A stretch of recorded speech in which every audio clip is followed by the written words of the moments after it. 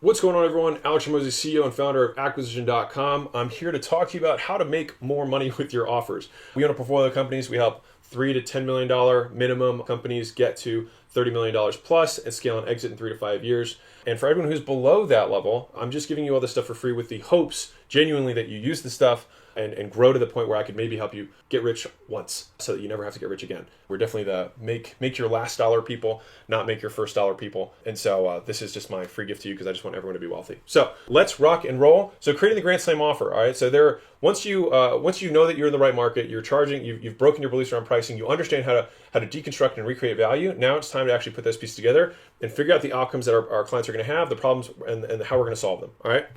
So let's dive in. So offer component number 4 is building your offer part 1. All right, so the offer might not be converting because what you're offering is not solving their actual problems. All right, so this is one of the key points where people will market that they're solving a problem, but they're not actually solving the problem with the way that they're providing their fulfillment, their delivery. All right, and so this is the process that I break down when I'm working with one of our portfolio companies is identify the dream outcome that their prospects want. All right. Then we list out all the perceived problems. This is important. It's not just their problems; it's their perceived problems that are going to come up. And then we're going to turn all those problems into solution sets that we're going to solve every single one of them, which basically it eliminates all ways of failure for a client. And then part 2 is going to be packaging that into a delivery system. All right. So let's rock in number 1. All right. Identify dream outcome.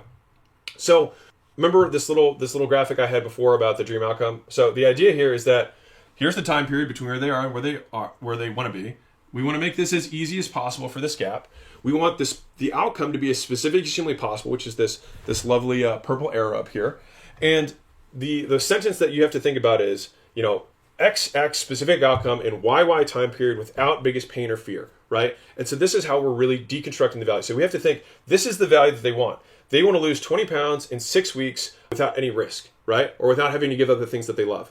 Right, so this is very specific for this. Now, you might also even add the avatar, which you've seen in some of my other stuff. Like I help, moms with over 3 kids, lose weight within 6 months without having to go to the gym or change what their family's eating.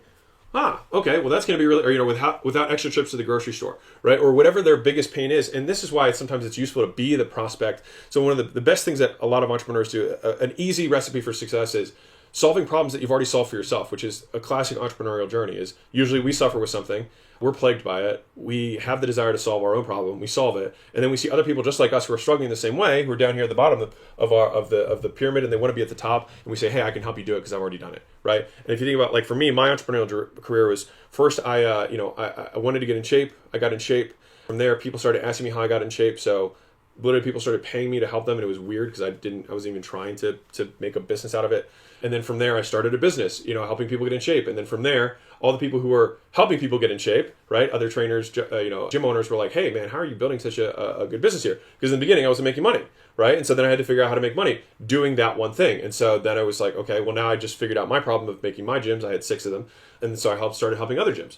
And then from there, the next level was there was all these businesses that had licensing products and education and niche consulting businesses. So they came to me and they're like, hey, how did you build Gym Launch to be as big as it was, right? And so then we started helping those guys out. And so it's this continuously iterative process of you solve a problem and do so well that other people notice it. And then what happens eventually is that people will always ask you for help. And so that is the easiest entrepreneurial journey. Obviously, you can always just identify markets and go after them. But I think especially if you're starting out, then that is one of the easiest recipes for success. All right. So identify the dream outcome is number 1. So we have to know what we're actually solving. That's obvious, right? We have to clarify what is the thing we're actually going to solve. And right now, if you don't even know what that is, then you need to write this out, because if you can't clearly articulate it, then how can you help anyone? So like for me with Acquisition.com, me identifying the problem is I'm helping $3 to $10 million at minimum companies get to $30 million plus and exit in 3 to 5 years.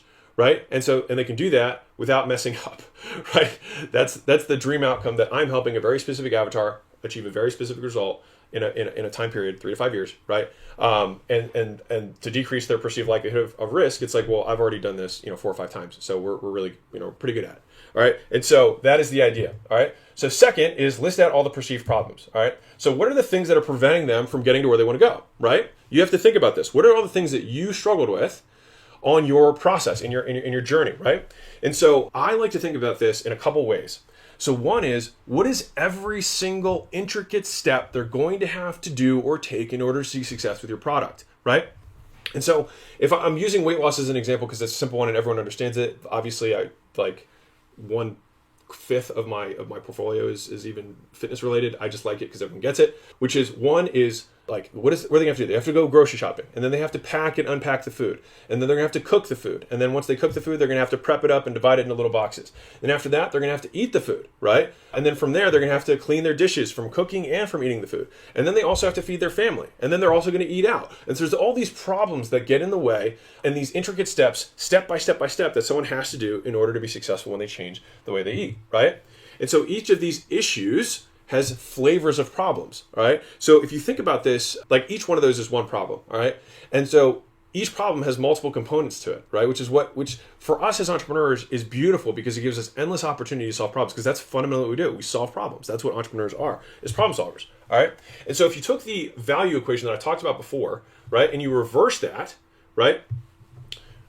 When they say grocery shopping is my problem, they're thinking multiple things are the problem. And this is where understanding nuances of language and thought patterns is important, right? One, they're going to say it's not worth it. All right, it's not worth me going and doing grocery shopping stuff. And that is a function of dream outcome. This is not going to be financially worth it for me. The outcome is not worth it, right? The second would be around likelihood of achievement. They're going to say things like, it won't work for me specifically. I won't be able to stick with it. It's too far. There's too many stores.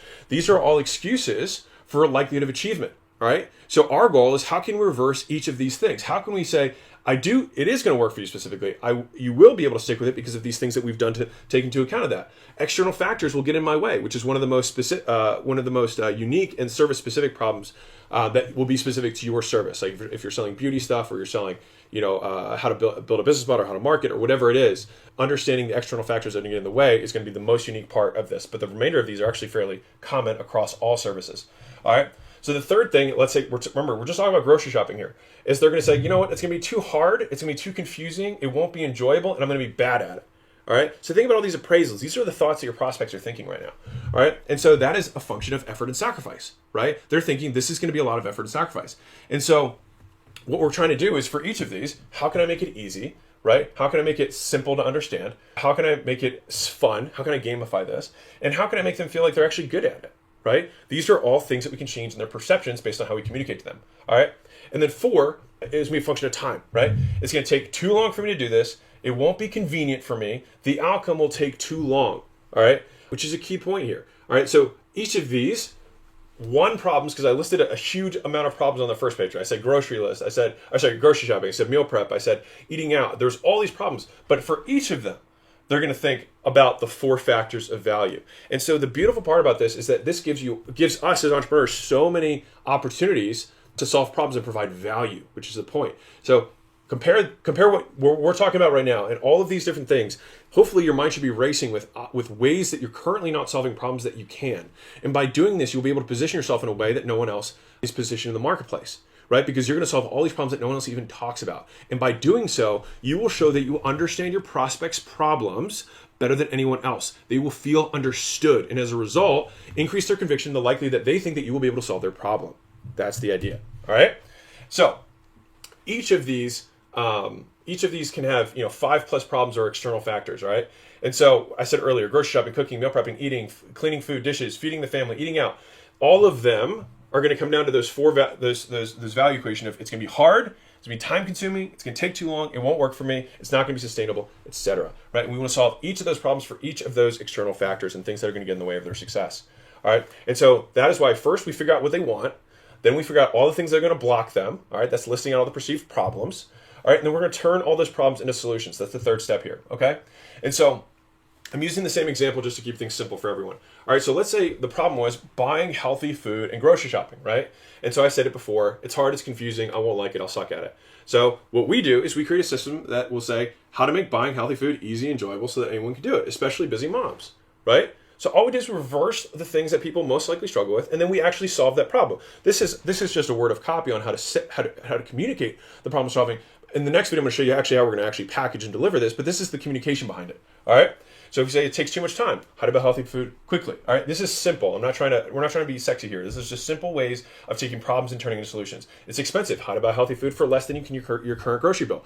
Well, now whatever your current grocery bill is, I'm going to show you how to lose weight and actually spend less than you currently are. That is valuable, right?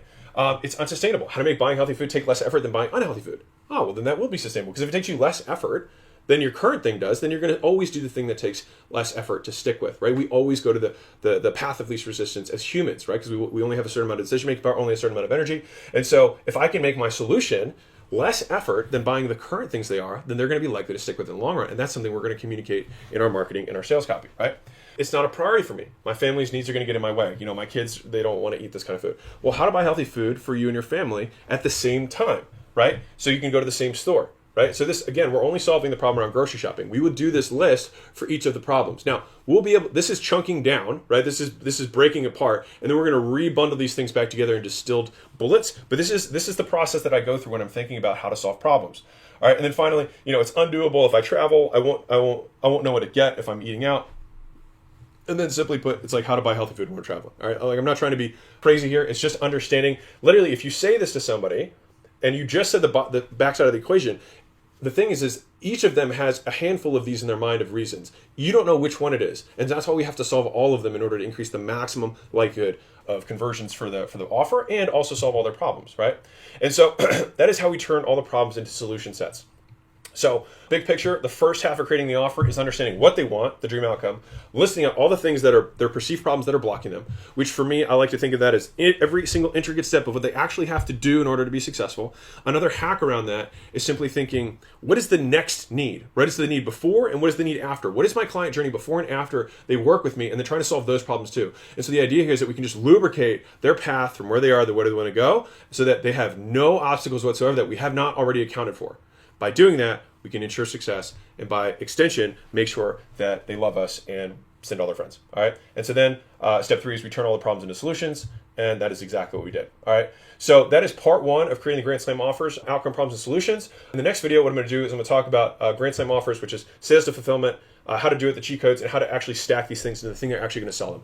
All right, so if you like this stuff, go to acquisition.com. This is free training, the whole course there. This is under the offers course. There are many other courses that I will be releasing over time, but this is the one that literally initiates transaction with the customer, which is why I think it's most important, which is why the one I started with this first. All right, so I'll see you in the next video, and we'll rack and stack and make an amazing offer for your prospects.